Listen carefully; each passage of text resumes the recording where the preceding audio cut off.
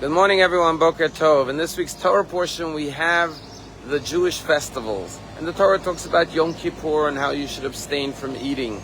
And the Torah talks about Sukkot and how you should shake the lulav and etrog. And the Torah continues with all the holidays and the particular mitzvot of that holiday.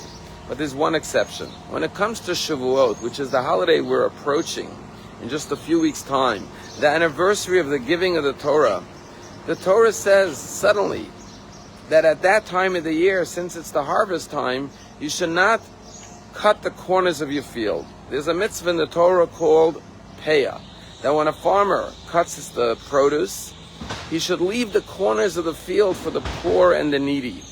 And suddenly, at this point of the holiday of Shavuot, there is no commandment given about how to observe Shavuot, but rather it talks about the mitzvah of charity.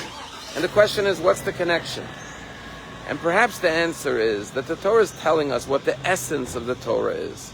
We all know that the Torah has many commandments, 613. But what is the most important commandment? To love your neighbor as yourself, to be compassionate. As Hillel told the convert, all of Judaism is what you don't want others to do to you, don't do unto others. Love your neighbor as yourself. And therefore, when it comes to the holiday of Shavuot, the holiday that we got the Torah is saying, yes, there are many commandments in Judaism, Shabbat and kosher and tefillin, but the essence, the foundation of all the commandments is love for our fellow man, care for one another. When we were in Israel, we met with the parents of Hersh, Paul and Goldberg, John and Rachel. And one of the things they shared with us is that Rachel said, when I was a girl, 11, 12, 13, I started drawing closer to Judaism.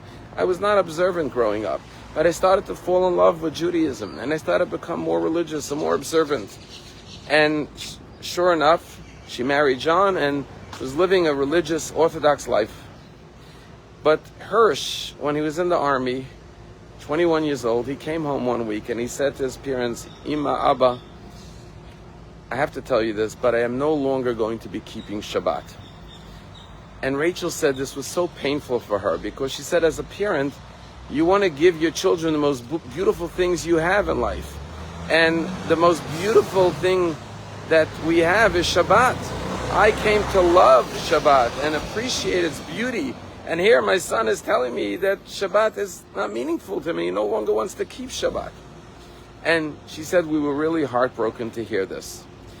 And he then went on to say, however, I will still come home on Shabbat and go to the synagogue with Abba. And Rachel said, I don't understand. If you're not keeping Shabbat, why would you go to the synagogue with Abba every Shabbat? And Hersh said, because I don't want Abba to have to go alone to the synagogue.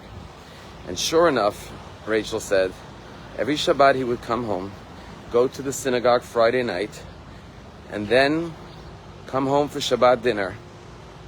And then after dinner, he would go out to party with his friends and often go to clubs or other places, not keeping Shabbat. But then he would sometimes come home 2, 3, even 4 in the morning. But the next morning, he would get out of bed at 8 o'clock to walk to the synagogue with his father, John, to go to the synagogue with him so he should not have to be alone. And Rachel looked at us and said, I then realized that Hersh was the most religious person I know. Tragically, on October 6th, Hersh did what he always did. Came home Friday, walked to the synagogue with his father, came home and had Shabbat dinner with his family. And as they do every Friday night, Rachel and John blessed their 2 daughters and Hersh by putting their hands on his head and giving him the priestly blessing. They had a beautiful Shabbat dinner with him. And after dinner, Hersh said, I'm going with some of my friends down to the Nova Music Festival. And Rachel said he took his backpack, and right before he walked out of the door, he turned around and looked at her and said, Ima, I love you. And that was the last time Rachel and John saw their beloved son Hersh.